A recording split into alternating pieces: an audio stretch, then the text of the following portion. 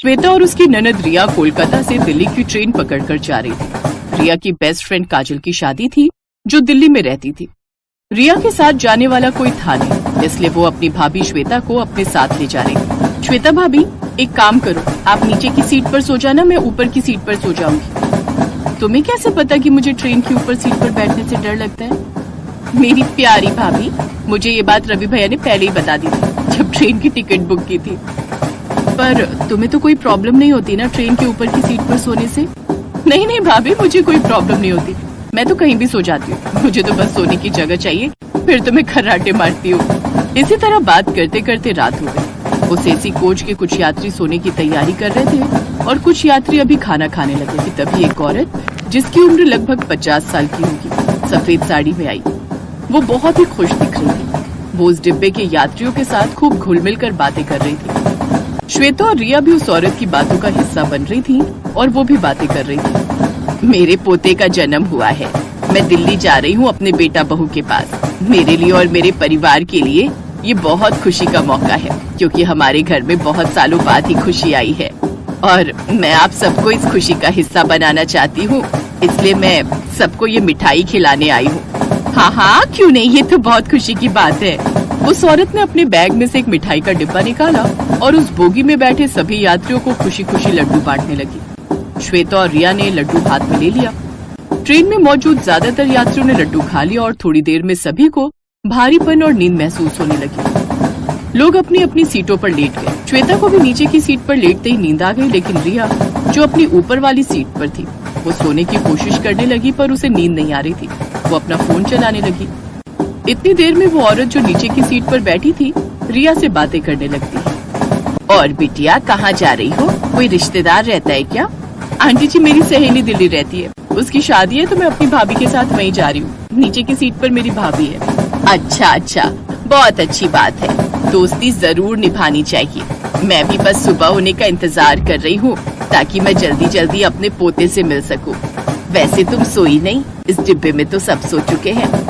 जी aunty, बस मुझे ना थोड़ी देर फोन चलाकर सोने की आदत है, ऐसे मुझे नींद नहीं आती, और वैसे भी ट्रेन के ऊपर की सीट है ना तो हिलती रहती है, तो नींद बहुत मुश्किल से आती है। अच्छा अच्छा, चलो मैं तो सो रही हूँ, तुम भी सो जाओ, ज्यादा देर फोन चलाना अच्छी बात नहीं। जी आंटी जी, बस सोने ही लगी हूँ। कुछ देर बाद वो औरत भी अपनी सीट पर सो जाती है। रिया भी सोने लगती है। तभी उसे कुछ याद आता है, अरे आंटी जी ने जो लड्डू दिया था वो तो मैंने खाए नहीं, लड्डू खा लेती। श्वेता भाभी तो खर्राटे मारकर सो रही है, लगता है सारी नींद आज ही पूरी कर लेंगी। वैसे थक भी तो बहुत गई है, मेरे लिए कितना करती है भाभी।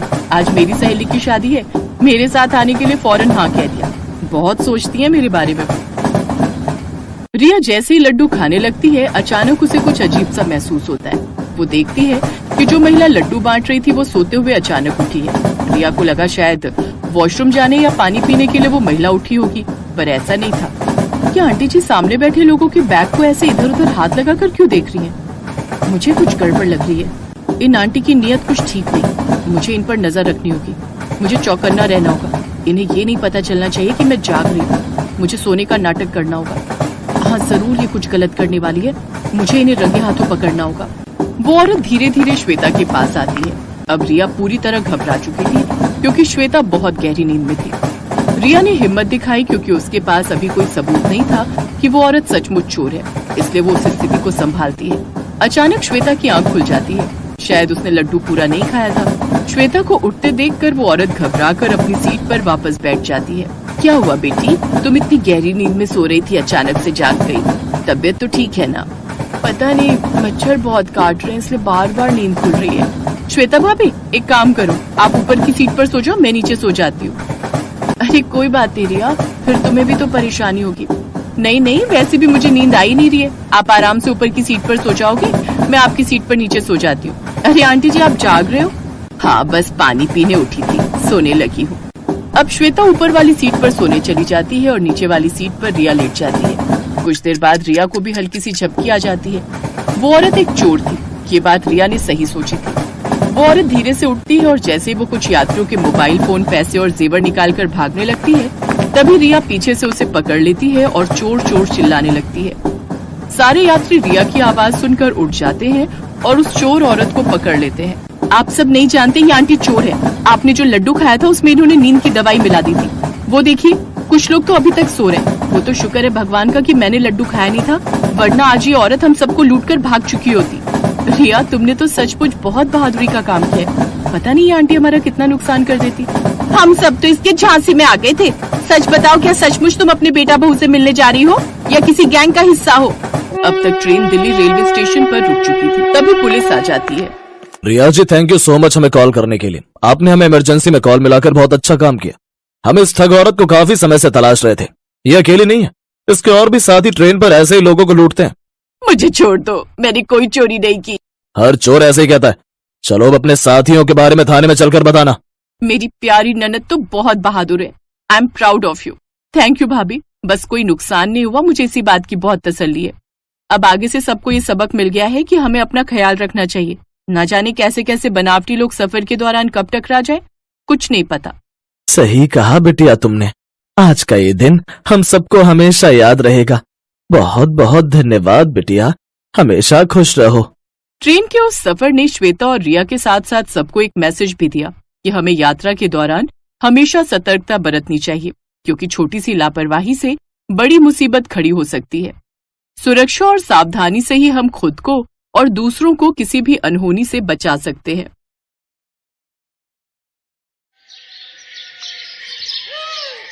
दिल्ली शहर में रहने वाली ऐश्वर्या दिखने में बेहद खूबसूरत थी।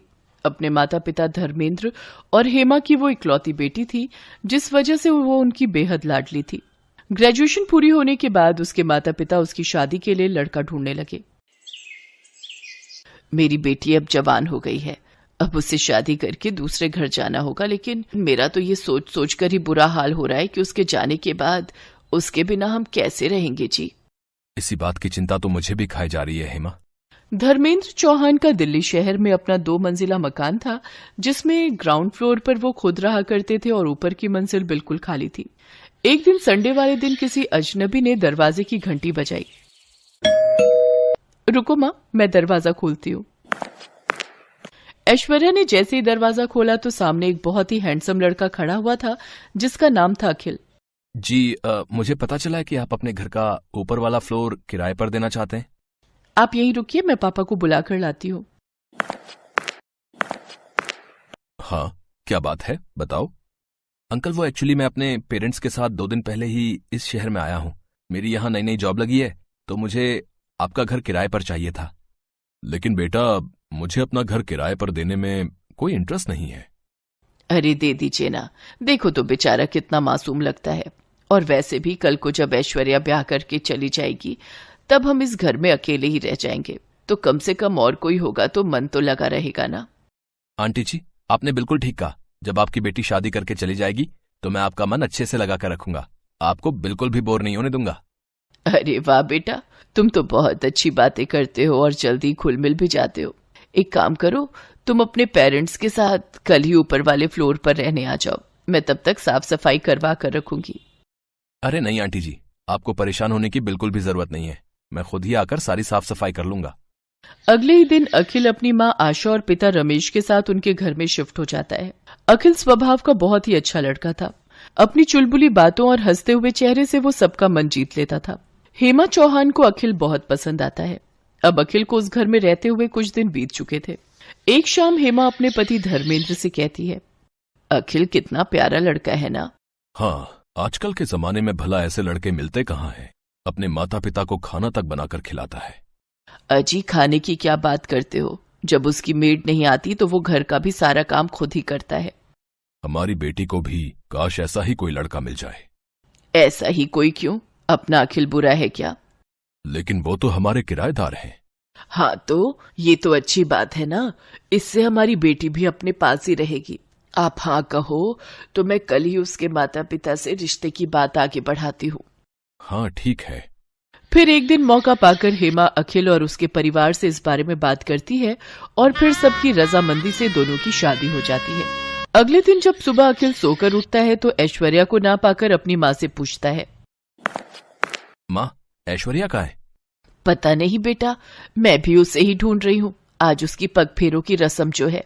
लेकिन ऐश्वर्या तो बड़े मजे से अपने पेरेंट्स के पास जाकर चाय पी रही थी। ऐश्वर्या, तुम वहां क्या कर रही हो? चाय पी रही हूँ। मुझे अपने इस कप में ही चाय पीना पसंद है और बाथरूम भी मैं सिर्फ अपना ही यूज करती हूँ। ऊपर का वो रूम मुझे पसंद नहीं।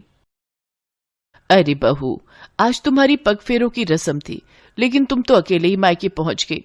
चलो कोई नहीं, अब मैं अखिल को नीचे भेजती हूँ तुम्हें लेने के लिए। क्या सासू माँ, आप भी आ तो रही हूं मैं। इसके बाद आशा उसे पहली रसोई बनाने के लिए कहती है, लेकिन 5 मिनट के अंदर ही ऐश्वर्या हलवा लेकर पहुंच जाती है। अरे वाह, हमारी बहू तो बहुत तेज है। 5 मिनट भी नहीं हुए इसे गए हुए और हलवा बना कर ले आई। नहीं पापा जी, ये तो नीचे मम्मी ने बनाया था तो मैं ऊपर ले आई। बहू, अब वो तुम्हारा मायका है और ये तुम्हारा ससुराल। हाँ तो क्या फर्क पड़ता है। अच्छा वो सब छोड़िए और ये बताइए कि आप इस महीने का किराया कब दे रहे हैं। पापा ने कहा था आपसे पूछ लूं। लेकिन बहू, अब तो हम रिश्तेदार हैं, क्या अभी भी तुम्हारे पापा हमसे किराया लेंगे? हाँ पापा जी, मेरे पापा ना हिसाब के एकदम पक्के हैं। अगर आप नहीं दोगे तो वो मुझसे मांग लेंगे, क्योंकि अब मैं इस घर की बहू जो हूं। ऐसे ही एक रोज जब ऐश्वर्या और निखिल अकेले में बैठकर बातें कर रहे होते हैं तो ऐश्वर्या की माँ उसे आवाज देकर नीचे बुला लेती है। ऐश्वर्या बेटी, कहाँ हो तुम? जल्दी से नीचे आ जाओ। कहाँ जा रही हो? अब ये तुम्हारा ससुराल है। मैंने तुमसे कहा था ना कि मुझे नींद अपने कमरे में ही आती है। इतना कहकर वो वहां से चली गई। अगले दिन अखिल घर का राशन लेने जा रहा था तो हेमा ने भी उसे अपनी लिस्ट पकड़ा दी। अरे दामाद जी, जरा ये मेरा भी राशन लेते आना। ठीक है आंटी, मेरा मतलब है सासू माँ। ऊपर वाले फ्लोर पर खड़े रमेश और आशा ये सब देख रहे थे। हे राम, ये ऊपर ससुराल और नीचे मायके में न जाने और क्या क्या दिन देखना पड़ेगा। ऐसे ही कुछ दिन बीत जाते हैं और ऐश्वर्या प्रेग्नेंट हो जाती है। घर में सभी ये जानकर बहुत खुश थे। देखते ही देखते उसे 7 महीने पूरे हो जाते हैं। उफ, यहाँ ऊपर वाले फ्लोर पर तो कितनी गर्मी है। एसी तक नहीं है यहाँ। मुझे ना इस प्रेगनेंसी में ये गर्मी बर्दाश्त नहीं हो रही, इसलिए अब मैं कुछ महीने अपने मायके, मेरा मतलब है नीचे ही रहूंगी, और जब बच्चा पूरे 3 महीने का हो जाएगा तभी ससुराल मतलब ऊपर आऊंगी। लेकिन ऐश्वर्या, ये बात ठीक नहीं है। कोई बात नहीं बेटा, जाने दे बहू को। ऐसी हालत में इसे परेशान न कर। और ये 4 सीढ़ी नीचे तो जा रही है, जब तेरा दिल करे मिलाए कर इससे। नहीं मम्मी जी, ये बात ठीक नहीं। अखिल 10 दिन में एक बार मिलने आ सकते हैं। अरे आखिरकार वो मेरा मायका है ना। अखिल जी का रोज रोज वहां आना अच्छी बात नहीं। ठीक है बहू, जैसा तुम्हें ठीक लगे। काफी सोच विचार के बाद अखिल एक दिन धर्मेंद्र से मिलने नीचे जाता है। अरे आओ दामाद जी, आज मैं आपका दामाद नहीं बल्कि किराएदार बनकर आया हूँ। पापा, हम ये घर खाली करना चाहते हैं। तभी ऐश्वर्या और हेमा भी वहां आ जाती हैं। लेकिन क्यों अखिल, ये मेरा मायका भी तो है।